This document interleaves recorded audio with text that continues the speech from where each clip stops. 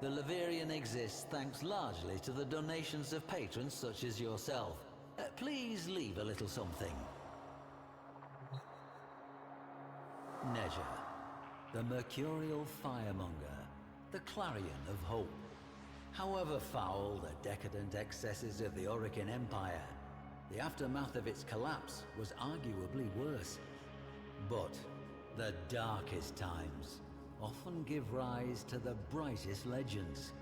We've seen that happen often, haven't we? Tales of a being called Nezha predate the Orokin fall. They speak of a swift warrior who leaves trails of fire, summoning barbed spears from the very earth. But it is during a time of unsurpassed brutality, at a moment of wanton slaughter, that this most blazingly improbable of Warframes first proved to be more than a myth.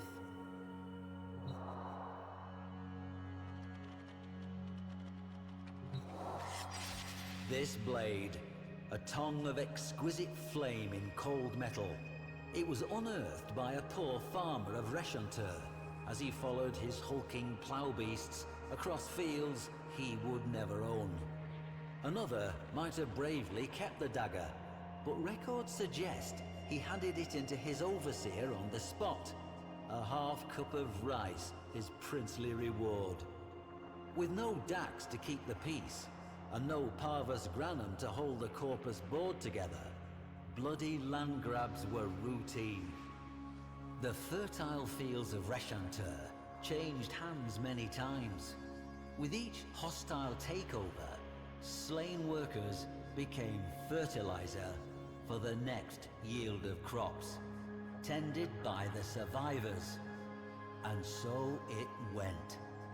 This created what you might call a staffing problem. If all the surviving adults are working the fields, then who is left to defend them?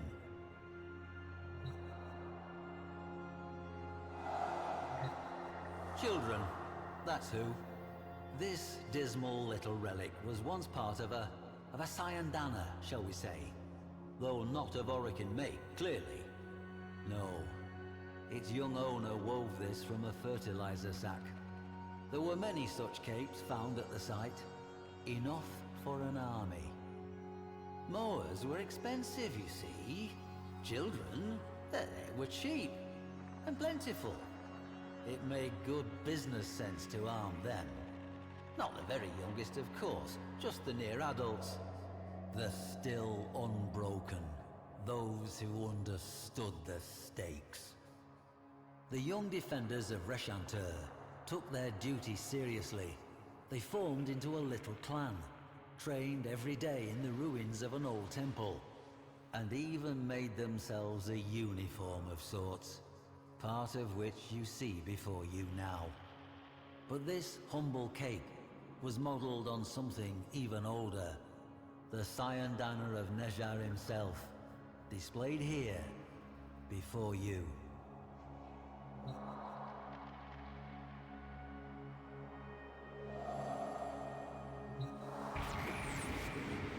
This chakram was found in the ruins of the Reshantur temple, along with fragments of stories scrawled on slates in an immature hand, and oaths of dedication to a figure of legend.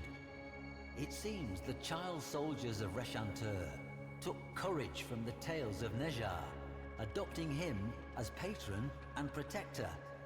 Their scratchings evince a firm belief that Nezha would bless them with victory should they fight without fear, and abandon them should they ever fear. So, they swore they would defend the fields to the last drop of their blood.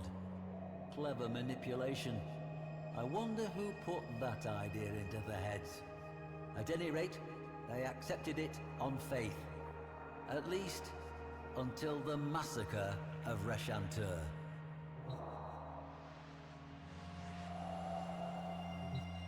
This spear, modelled on Nezha's own, was found buried in scorched soil. Note the size. Records of the attack are nigh impossible to find. Not surprising. The massacre was almost certainly covered up to protect what the corpus regarded as sensitive business practices. Imagine the children, Tenno, wearing their pathetic cyandanas, bearing flimsy weapons, but with heads high, as warriors. Think of them rushing at their far superior foes without fear, and imagine what those foes did. To this day, the fields of Reshantur cannot be ploughed. The blades of ploughs are dented and destroyed by an earth that, still, remains thickly seeded with shot and shells and the cold brass teeth of war. But that is not why the event is called the Massacre of Reshantur. The children charged, the corpus took easy aim, not one child's heart fluttered, and then flame.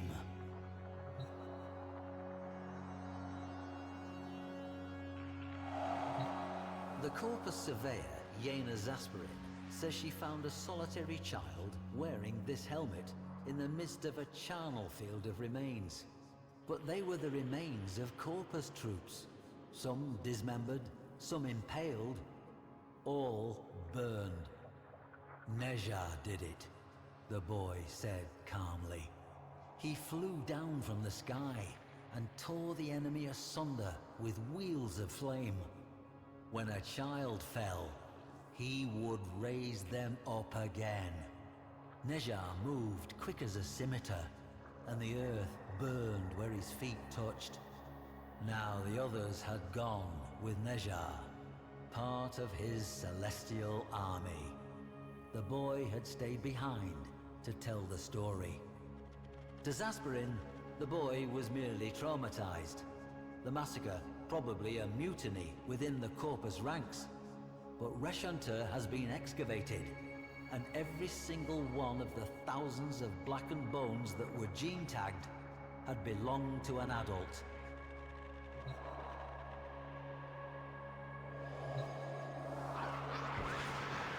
And at last we meet Nezha face to face in all his unquestionable reality. Did this Warframe model itself on the myths to take on the mantle of a mythic hero, or were the myths left in the Warframe's wake, a blazing trail to light the way? History will always be some manner of educated guesswork, and occasionally one of faith. Perhaps in some deeper stratum, we will find the lost children of Reshantur, sad little clusters of bones, not saved at all. But I have faith we will not. I leave you with this. Why do you suppose it was the child soldiers that Nezha chose to protect? Any war has its innocent casualties, but these seem to have called to him. What could a Warframe, a lethal specialist warrior, possibly have in common with a child? That riddle, I fear, must remain a riddle.